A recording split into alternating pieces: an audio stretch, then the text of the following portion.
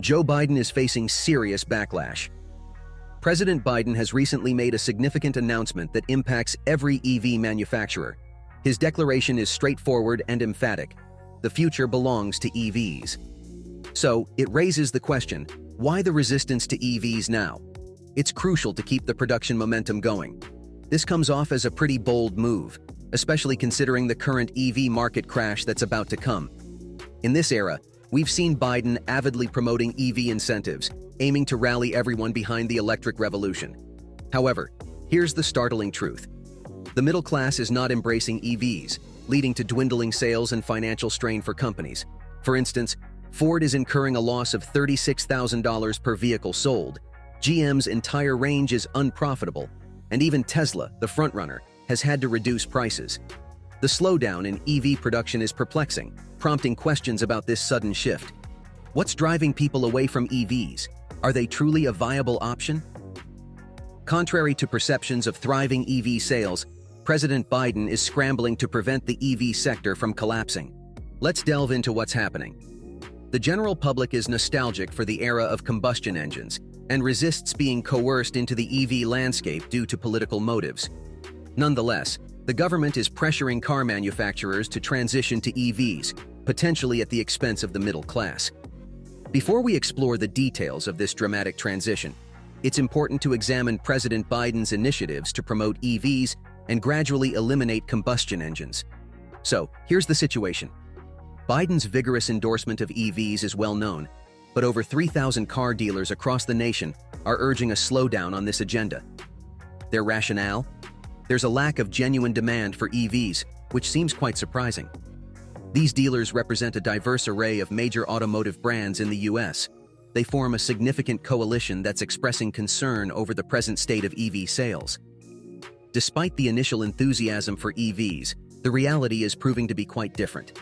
The Biden administration aims for 50% of car sales to be electric by 2030, a monumental shift considering only 4% of current sales are electric vehicles.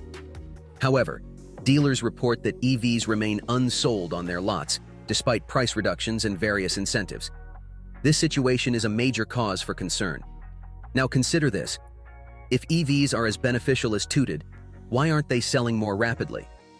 Dealers highlight several critical issues, such as inadequate charging infrastructure.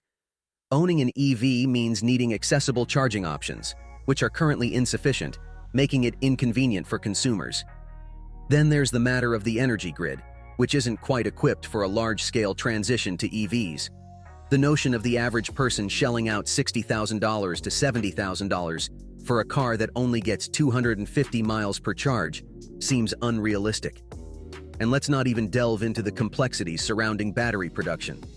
There's an entire narrative concerning the minerals required for these batteries, many of which are sourced from countries like China. Their dominance in the global EV market is quite apparent. They're responsible for producing about 75% of all lithium-ion batteries, the core component of EVs. Additionally, they control a significant portion of the production and processing of essential minerals like lithium, cobalt, and graphite.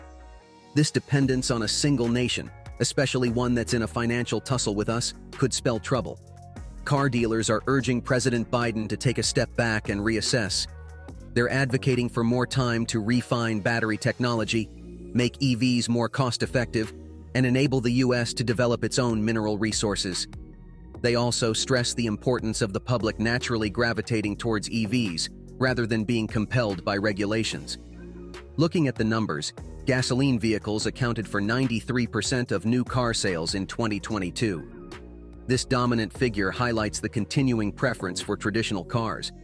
In terms of cost efficiency, EVs still lag behind other options, but there's even more to consider. Major manufacturers like Ford and GM are recalibrating their EV strategies. Ford, for example, downsized its plans for a new battery plant in Michigan, reducing its lithium iron phosphate battery output by over 40%. They're still investing, but with more caution than initially anticipated. Meanwhile, GM revised its target of producing 400,000 EVs within a certain period, adjusting to the slowing EV market. Both companies have paused production on models like the F-150 Lightning EV and Chevy Silverado EV. It appears that the industry's race towards electrification is hitting a pause for a strategic reassessment. Dealers warn that rushing EV adoption without adequate infrastructure and market readiness could lead to significant setbacks. They advocate for a balanced approach to EV integration, one that considers consumer demand, technological advancements, and economic factors. They urge President Biden to recalibrate the speed of EV implementation, rather than pushing for it for potential personal gain. The Biden administration seems highly focused on projecting a progressive image and making bold statements in the EV sphere. They've gone to great lengths, including allocating billions of dollars to Ford for EV production. More details on this will follow. President Biden's approach to promoting EVs in the U.S. encompasses several proactive measures.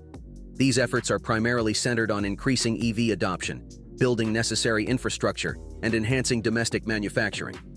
However, critiques suggest that these initiatives may be more focused on advancing EVs in the marketplace rather than addressing the high costs for consumers, hinting at possible personal or political motivations. Now let's look at some of these initiatives. Ambitious EV sales goal. The administration's target for 50% of new vehicle sales to be electric by 2030 is ambitious, underlining their commitment to EVs. However, this goal doesn't directly tackle the issue of high purchase prices for consumers. EV Charging Action Plan. Developing a comprehensive charging network is key for EV adoption, but as a long-term infrastructure project, it doesn't immediately reduce the financial burden for potential EV buyers. Boosting domestic EV production. With nearly $9 billion given to Ford for EV production and policies favoring domestic over foreign brands, the administration is sending a message. We prefer you buy American, even if it costs more. These measures seem to concentrate more on the bigger picture of EV adoption and industry support, rather than directly making EVs more affordable for consumers. While these initiatives are undoubtedly laying the groundwork for a future dominated by EVs, they seem more focused on the larger picture of EV adoption and industry support. However, this strategy isn't unfolding as effortlessly as anticipated. It appears that American households aren't overly enthusiastic about embracing electric vehicles, EVs. Automotive giants like GM and Ford are under pressure. They've invested billions to roll out these electric marvels, but now they're hitting the brakes. GM is hesitant to expand its electric truck production, and Ford has put a hold on its Grand EV facility in Michigan. So, what's the strategy for dealers with unsold EVs? Cutting prices, of course. We're seeing significant markdowns and attractive lease offers to lure in buyers. Despite these reductions, EVs still pack a punch to the wallet. Surprisingly, EVs have become some of the least quickly sold items in car dealerships. They linger on lots longer than their gasoline counterparts, tying up dealers' funds. Even with discounts, EVs remain quite costly. Take the new electric Ford F-150, for example.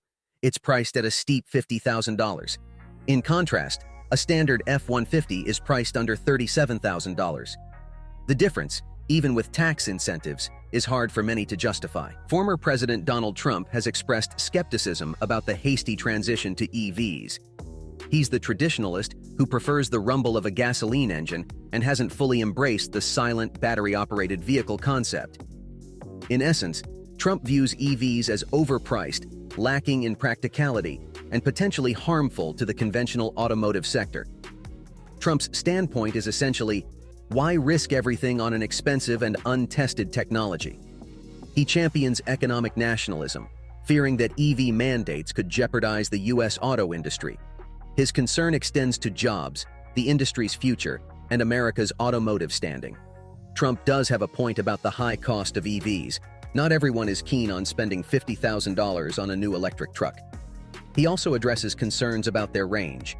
Are they reliable for long journeys without the hassle of frequent charging? In contrast, President Biden is fervently advocating for EVs. He's set ambitious sales goals and is supporting substantial investments in charging infrastructure. Yet, this stance is causing unease among union workers worried about their job security in the rush towards electrification. Overall, this aggressive push towards EVs could significantly disrupt the market if car manufacturers continue to prioritize political agendas over consumer needs. The time might not be far when a major traditional car manufacturer could face closure. What are your thoughts?